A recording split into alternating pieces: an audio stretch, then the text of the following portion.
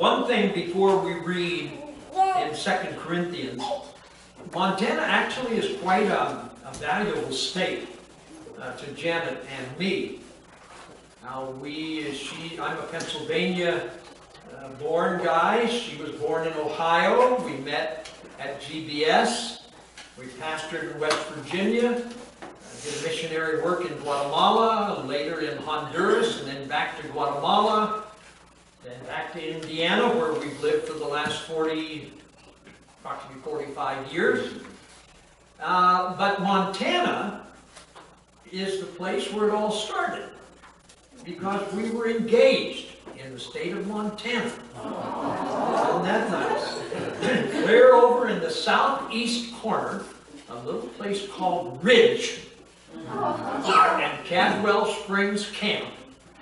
Janet's family was out there as evangelists, and because Janet and I were somewhat interested in each other, they invited me to come along, my mother, my sister, and we traveled 2 cars. None of us had been west of the Mississippi, and we came through South Dakota and headed up towards Montana, and it was dark. Nobody lives there. At least 58 years ago they did. We didn't know where we were. We didn't know where we were going. We didn't know how to find Cadwell Springs. We didn't know where Ridge was. So as we approached it, we knew that the state line was coming up. And I saw the taillights of a vehicle up there, and I saw him turn off to the left, and I'm the lead car at that time. I'm going to stop and ask that guy, where are we? So he had already gotten out of his truck, went into his little trailer. I knocked on the door. He came to the door, and I told him, I said, listen, I said, we're a bunch of Easterners. We don't know where we are, but I'm trying to find Cadwell Springs, Ridge. He said, yeah. I said, I can help you. He said, you go to the corral here at the edge of town. You turn left. You go 40 miles. And you come to a wide spot. And there are 5 roads. A road off this way, which later we found out went to Broadus, Montana. A road out this way, a road out this way, and a road this way. Now I said, don't take this one, take this one. Go 3 miles and you'll find a mailbox. And that's where Cadwells live. We drove across those 40 miles at night. Jackrabbits, tumbleweeds, rusty cars. My mother said, oh, Leonard, nobody would ever live out here. But we drove long enough to find that big spot. We found the road. We drove 3 miles. There's a mailbox, just like the guy said. But we still don't know where Cadwells live. So we got out of our cars. There were, 9 of us, I think, and it's not enough for 9 people to sleep in 2 cars, no matter how you do it.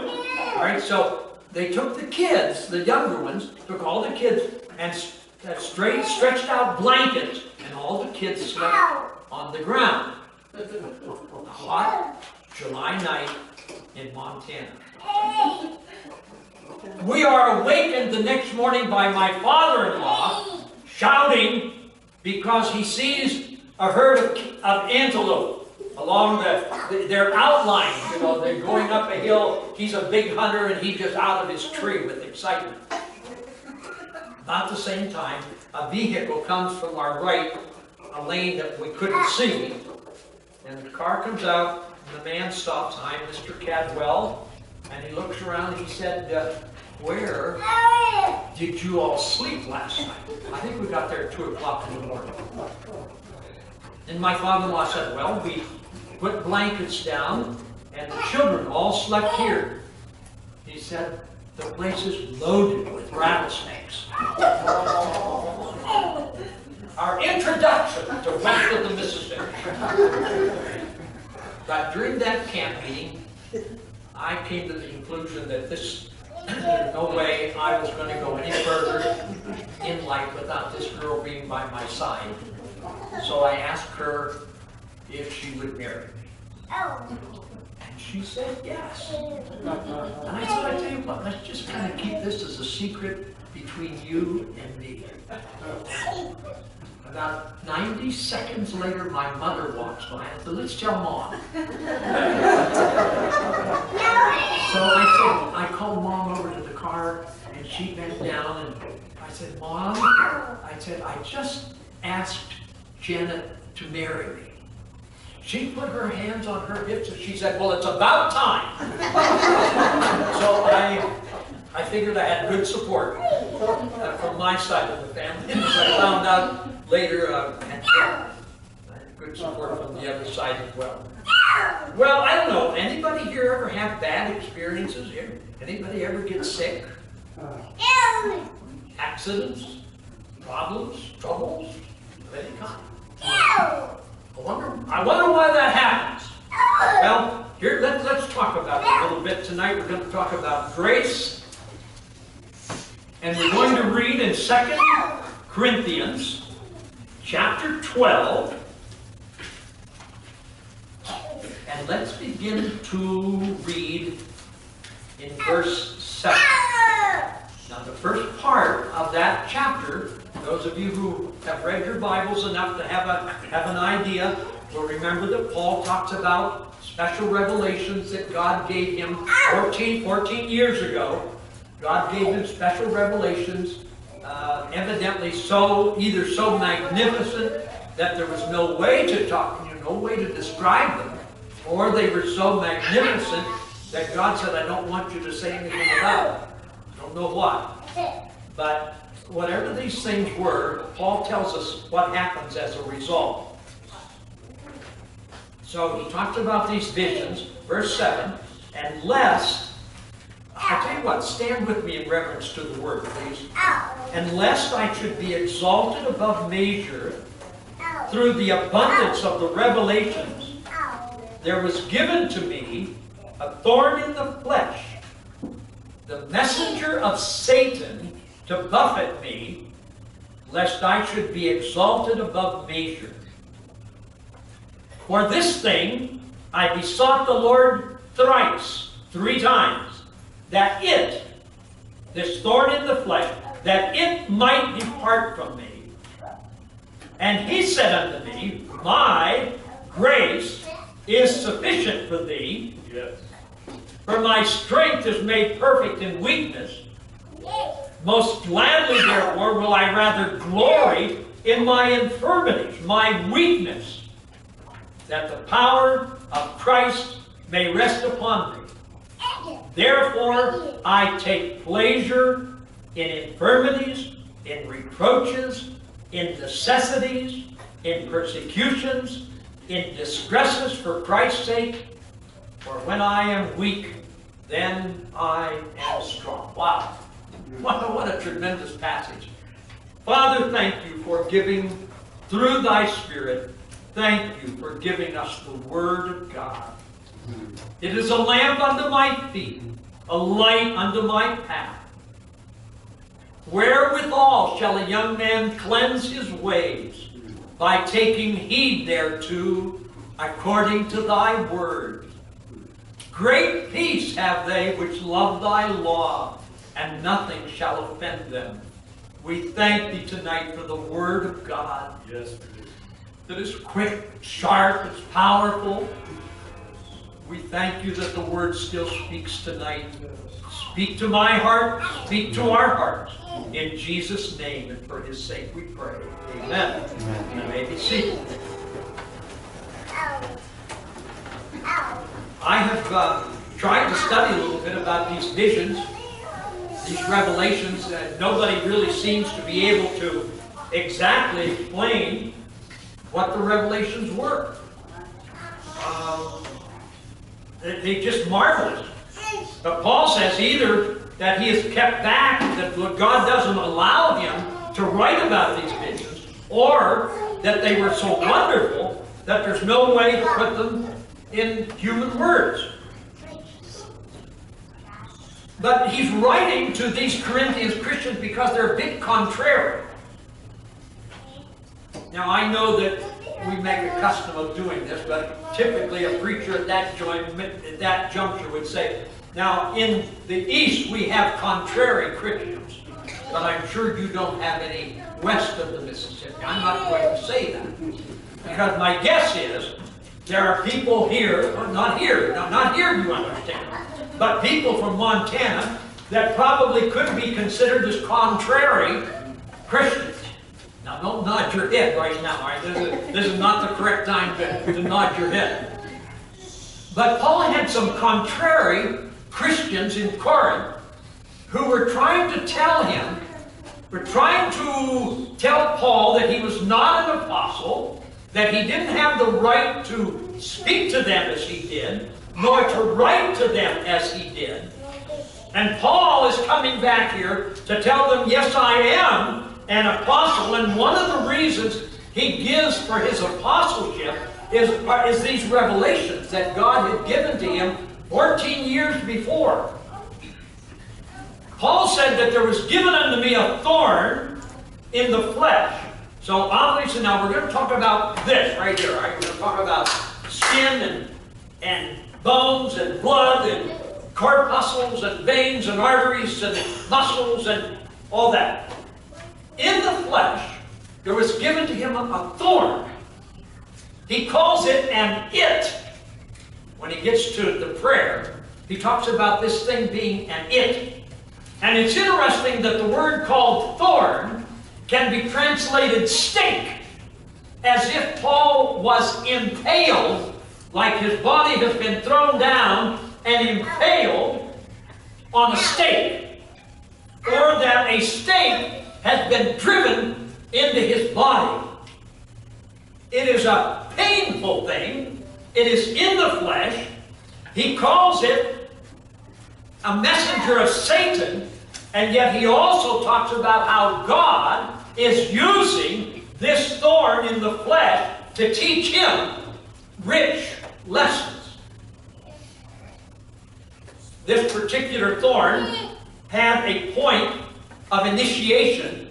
It happened after the revelations had been given to him by God. It had a person of identification. It was a messenger of Satan. And it had a period of intensification so bad that Paul started praying about it. I need help. Lord, I need you to receive or to remove it, the thorn in the flesh. So that's where I want to stop here just for a second and talk to you. Now, before I ask the question, let me remind you that your thorn in the flesh is not your mother-in-law. All right? It's not your daughter-in-law or your son-in-law.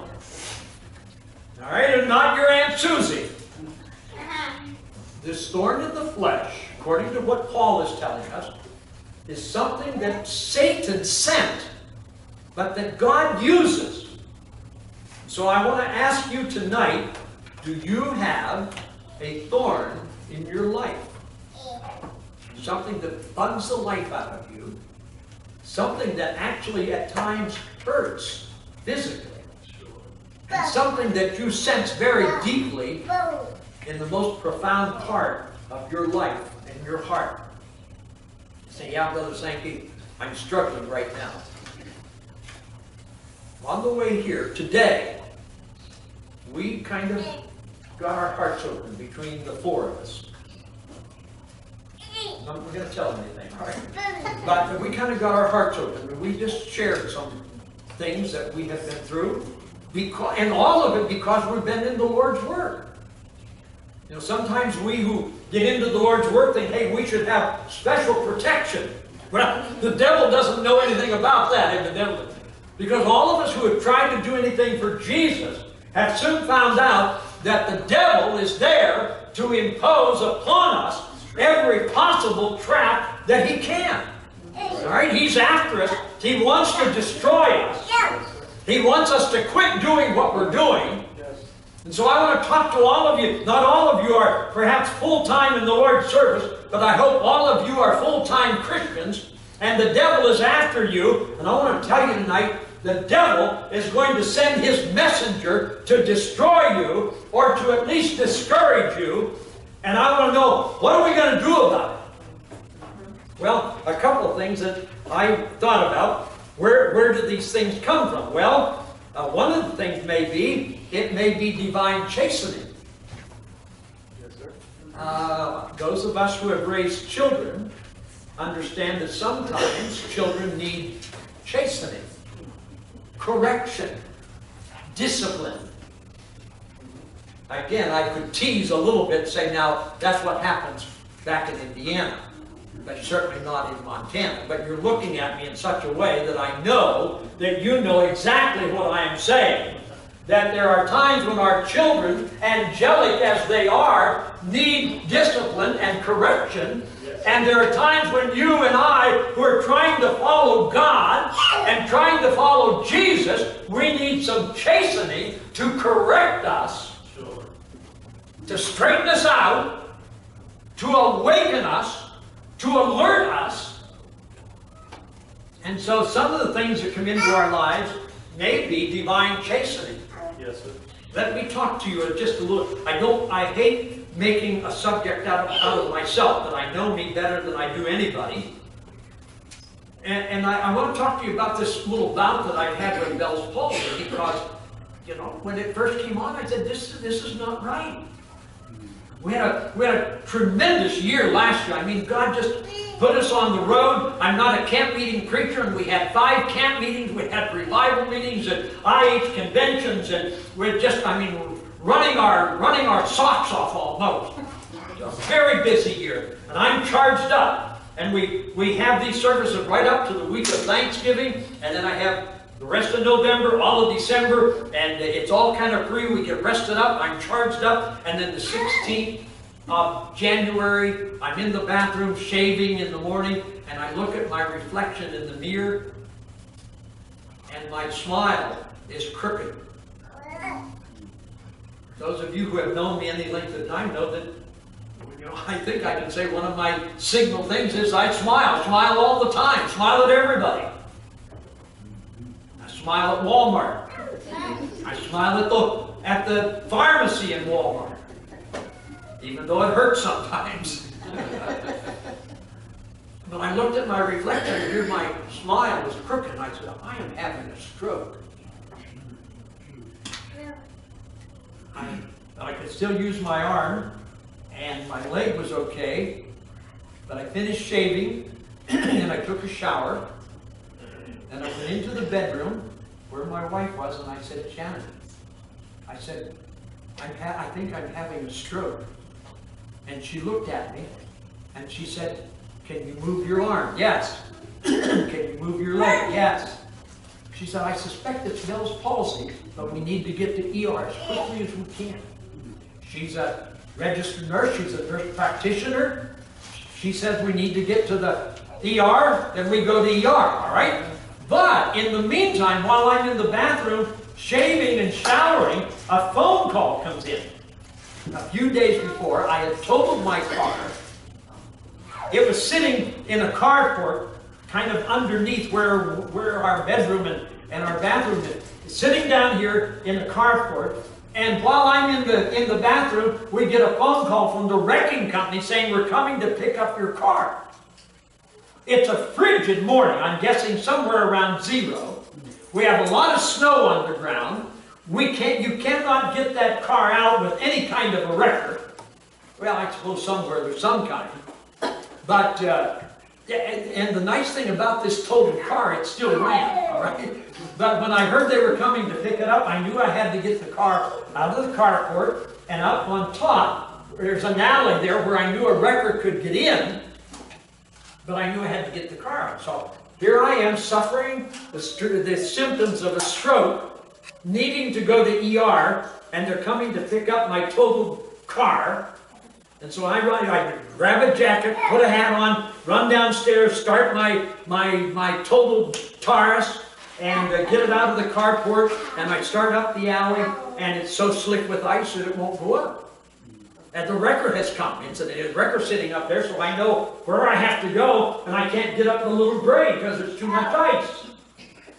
So I back up. My wife is standing in the bay window saying, Leonard, we need to get to ER. We need to get to ER. And I'm out there trying to drive my car up an icy driveway. And of all things, the lady who lives across the alley from us, for the first time, she parked her car right where I'm going to be coming up the driveway. She's right there. I said, I'm going to go fast enough to get up this grade, and I'm going to smash right into my neighbor's car.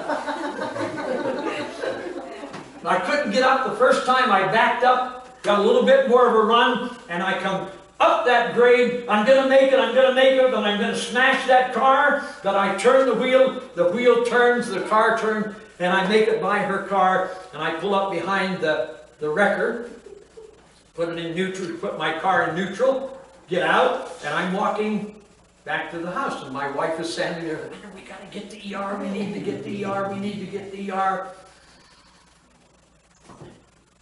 So, to kind of shorten the story, we do get to ER. They do all kinds of tests. I'm still suffering symptoms of a stroke, so they put me in an ambulance and they send me up to Bloomington, about 22, 23 miles away. They do all kinds of tests. I spend the night, and the next morning I see the neurologist, and he comes down. I don't know where he's from, but he's from somewhere besides southern Indiana, all right? And when I'm out in the hallway, they're trying to check to see if I can walk, because they still are thinking stroke. And I outrun the nurses that are trying to keep me steady. You know, they're walking beside me thinking I'm going to tip over, or I'm going to stagger out of my way. And I'm walking down there just one place, you know. And the neurologist comes into the hallway. He said, "It's not a stroke, it's Bell's palsy." Like he's, you know, leading a cheer at a football game. Well, I guess that's good news in some kind. But here's my whole point. I'm sitting at home because I can't do much more. I can't chew. The first time I tried to take a bite, well, it was disastrous. And I don't know, 3 weeks or so, all that I had was something, you know, like mashed potatoes or pudding, and ice cream, of course. We needed to work a little ice cream in there. But so it wasn't really pretty. So I spent a lot of time in what we call our reading room, in a recliner, resting, because Bell's palsy not only makes you weak, but it makes you weary and it makes you tired. So I rested a lot, and I couldn't eat very well. So I'm talking to the Lord. I'm saying, Lord, I said, I'm supposed to be in Belize for an IC, and I have to cancel. And I'm supposed to go to Hope Sound Camp, and I have to cancel. And after Hope Sound, we're supposed to go to Turks and Caicos Islands for another camp meeting. Had to cancel. I have IH conventions 3 different places, revival meeting at Barberton, and I had to cancel them all. So I said, Lord, what am I supposed to make out of this? What are you trying to say? And I guess my lesson, I don't know whether to tell you the whole story or not, but I think this is what I would say to you. If you've ever made a vow to God, unless God Himself cancels that vow, I want to tell you something. You better hold that vow sacred to the end of your life. Don't you ever give up on your consecration. Don't you ever give up on what you've dedicated to God. Don't you ever give up on any vow that you've made to God. Maybe I'll tell you, because it's so simple that you'll laugh. But every one of you who have tried to walk this pathway of getting dedicated to God will understand what I'm saying. God's Bible School, January of 1959, T.W. Commodore and S.D. Herron are the evangelists. Your brother, as a matter of fact, I don't know that I've ever had you in a service where I told you, your brother stood up. He was pastoring out somewhere, Pilgrim Holiness Church. And Orvin stands up, and Orvin and Becky don't come out of a holiness background. You've got Orvin's at school, he's pastoring a holiness church. And he gets up and he says, last night in the revival meeting at my church, God convicted me that I need to be sanctified holy. And when he said that, the Holy Spirit said to me, and you need it too.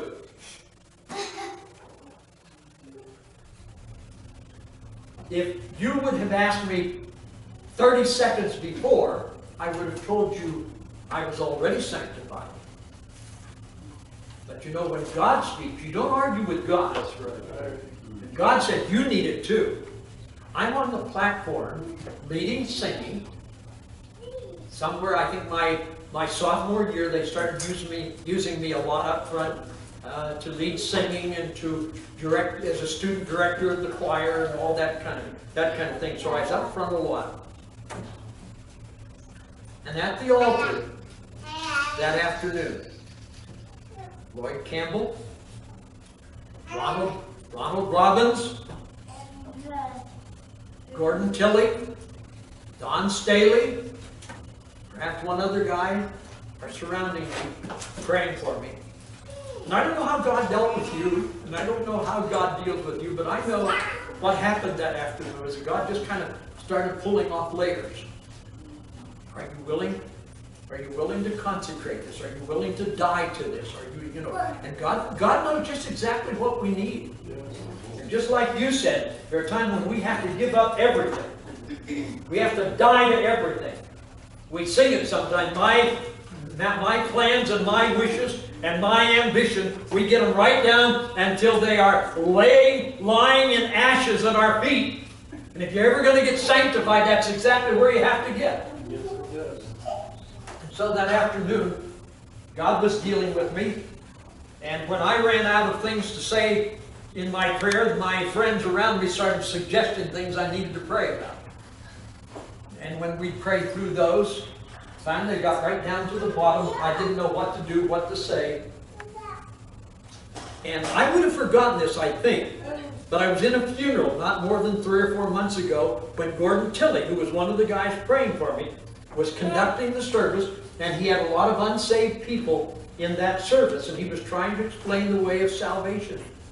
And he was telling the people in the funeral how God had dealt with him. But he couldn't give up. But he said, one weekend, a group from God's Bible School came to my home church, Columbus, Indiana. A group from God's Bible School came to my home church, and he said, in this service, he said, and Brother Sankey was in that group. And he said, that weekend, I settled it that I was going to go with God. All right? So after the service, I said, Gordon, I said, I want to thank you. You're one of the ones who prayed for me when I was seeking to be sanctified holy. He said, yes, I remember it very well. He said, I can tell you the last thing that you had to pray about. So I am listening. This is what he said. The last thing that God dealt with you about was whether or not you would be willing to never go back on a platform again. Because I'm just a youngster, Bible school student, up on the platform a lot, and evidently God saw the possibility that somewhere out there, that little thing might be a trap. And the Lord said, are you willing to never go on a platform again? I'm supposed to lead singing that night. And I told the Lord, I said, Lord, if I never get on another platform, I said, I could care less. I just want you to sanctify me, Lord. God sanctified me on the basis of that last point that he dealt with. Okay, so the years go by. And I want to handle this just as carefully as I can. Years go by, many, many years. And I have been in a position where I've been up front quite a bit. And then, one reason or another, I am dismissed from that particular place. I didn't know why. It caught me by surprise. They tried to make it sound good, but the point was, we're not going to have you on our platform anymore.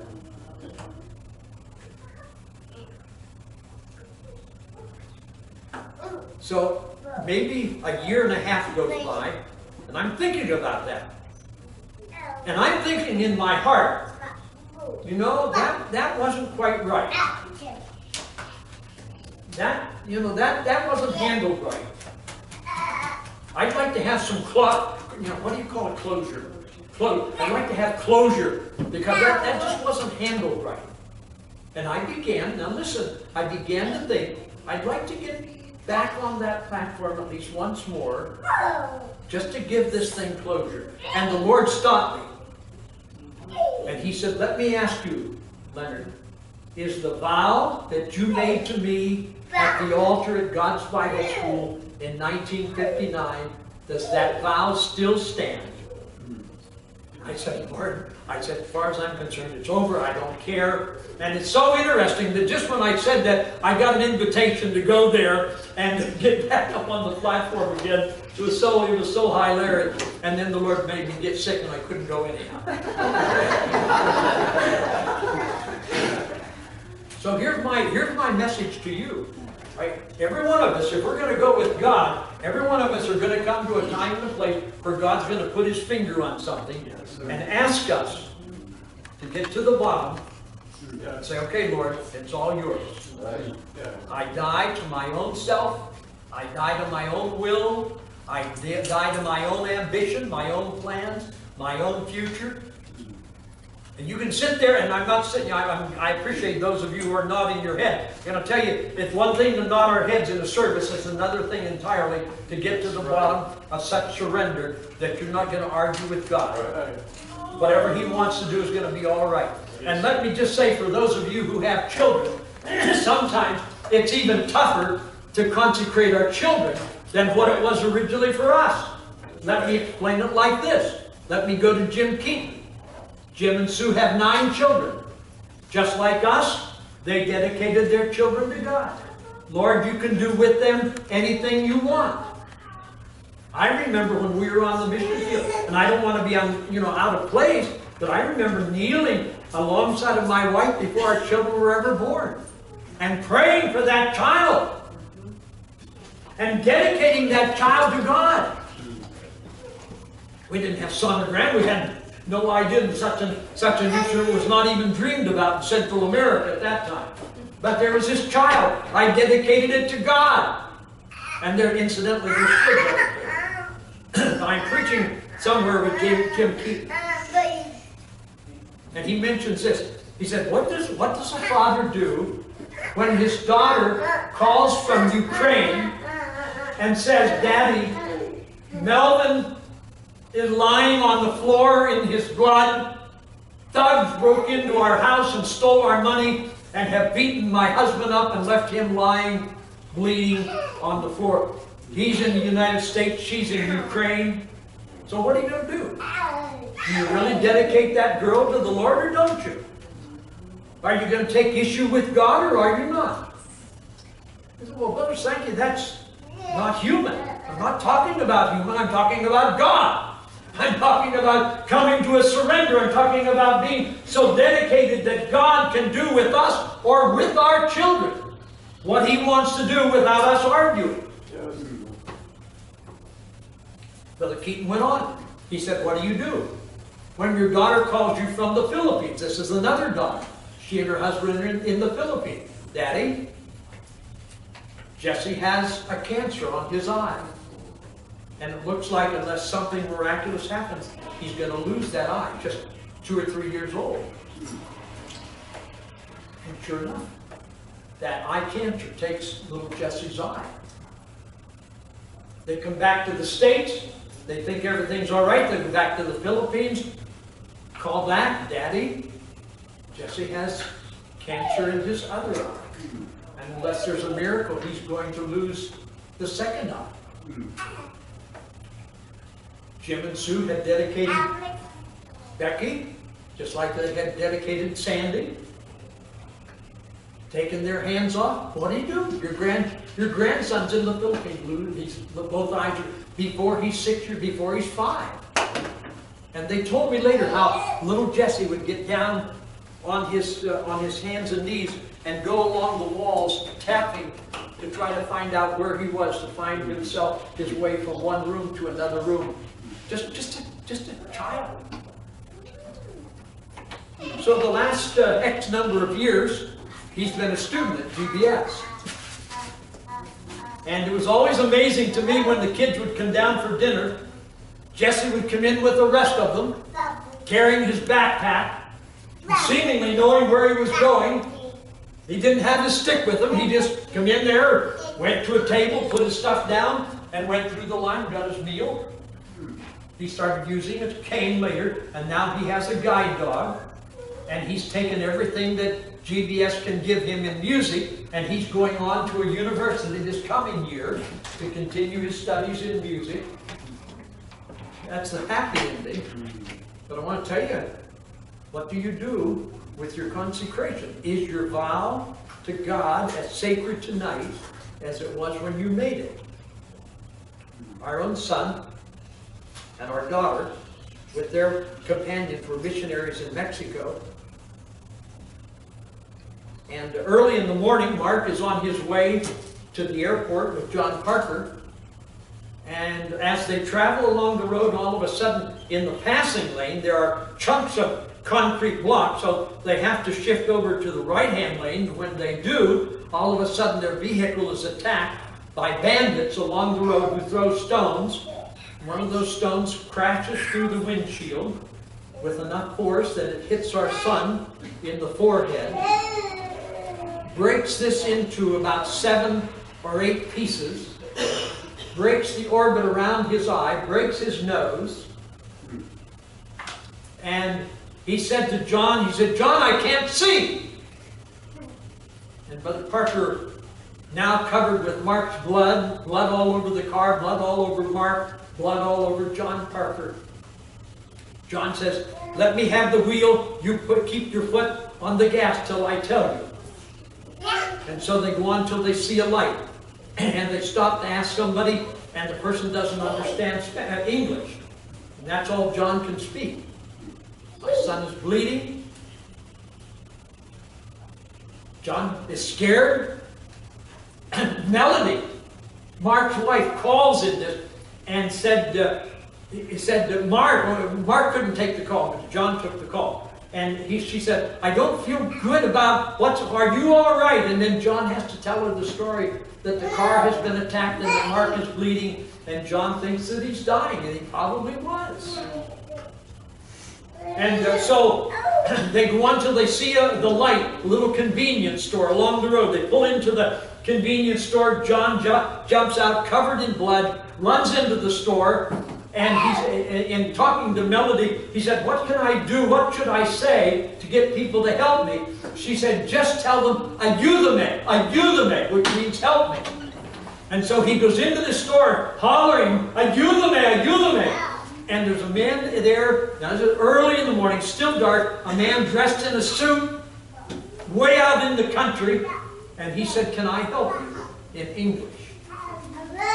Brother Parker said, our car was attacked back a few miles, my friend is dying, we need to get him into Querétaro to a hospital. So he said, no, you don't need to go to Querétaro, you need to go to Celaya. So they call an ambulance, the ambulance gets there, the 2 guys get out of the car, they don't know what they're supposed to do, so Mark has to crawl into the ambulance on his own, lay down, they go into Celaya to a hospital. I can't tell you the whole story. My thing is this, Melody calls us up, we're in revival meeting in Astoria, Ohio, and she said, Mom, they're getting ready to take Mark in for brain surgery. Now you don't want your son to have brain surgery in Denver or Cleveland Clinic or anywhere else, let alone in Celaya in central Mexico. We say, what's happened?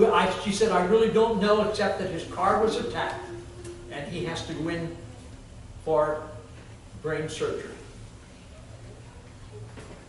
So I remember real clear when Janet hung up, turned off the phone, she told me what had happened. And I said, Lord, what do you want to teach us? Now, I'm no hero, But I'm simply trying to tell you, ladies and gentlemen, God has an experience for us that will take us deep enough that we don't argue with God about what He does with us, what He does with our children. And God brought me to that point just because of this little affliction that paralyzed my face. When I asked the Lord what He was trying to teach me, He said, does your vow from 1959, does it still hold true? I said, Lord, as far as I'm concerned, I'm never going on another platform. Well, as it happens here, I am, all right? That's typically the way that God works. But my challenge tonight is simply this. Whatever is coming into your life, have you given it to God? Is the stress on? Is the pressure on? Is your family falling apart? Are there financial difficulties? Is there sickness? Are you taking care of somebody else who is ill and you can't handle it? Now, this is not really the message that I had, but I'm just going to simply give it to you and just tell you one thing. Paul suffered more than you and I have suffered. He had a thorn in the flesh. And he said, Lord, I need you to take this out. It's hindering my work for God. Please remove this stake, this thorn. And God wouldn't answer his prayer. But he did say, my grace is sufficient for thee. And kind of, I guess what I'm feeling in my heart, I just wish I could kind of start with Steve and Nicole and just kind of wrap my pastoral granddad arms around all of you and bring you in. And all of us together covenant with God that what vows we have made we're going to keep. And whatever vows we need to make, we're going to make. We're going to make sure that God knows that our vows are sacred. And He's going to answer back to us whatever we're going through. He's going to answer back, my grace is sufficient for thee. I don't want to end on a negative note. But when I was trying to prepare this message, I felt like the Lord wanted me to write down something here. Let me just kind of give them to you in 4 or 5 statements. Number 1, Paul was writing 2,000 years ago, and I want to tell you tonight, there is still grace to open heaven to you.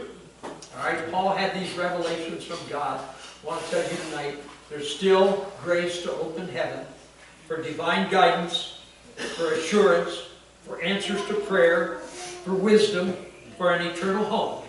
All right? God said, my grace is sufficient. There's still grace to help us have a proper self-image. You know, Paul could have been exalted above measure. God humbled him so that Paul would recognize who he really is.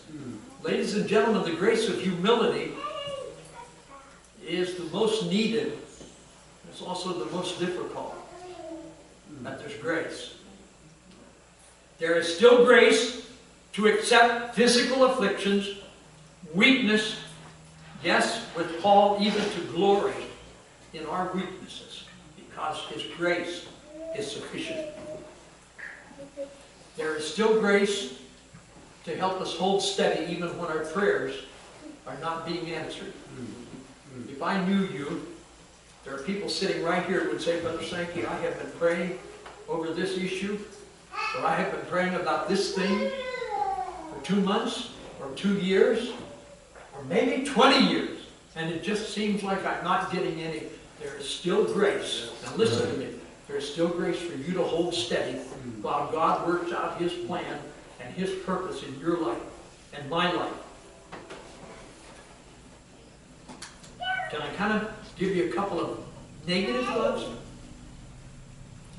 Grace, this grace that we're talking about, does not cover deliberate disobedience to the known will of God. Our holiness churches are in a place where we're playing with this thing of disobedience to God. If it doesn't fit our lifestyle, then we don't bother with it. Ladies and gentlemen, there is still an obligation to this book. And grace does not cover deliberate disobedience to the known will of God.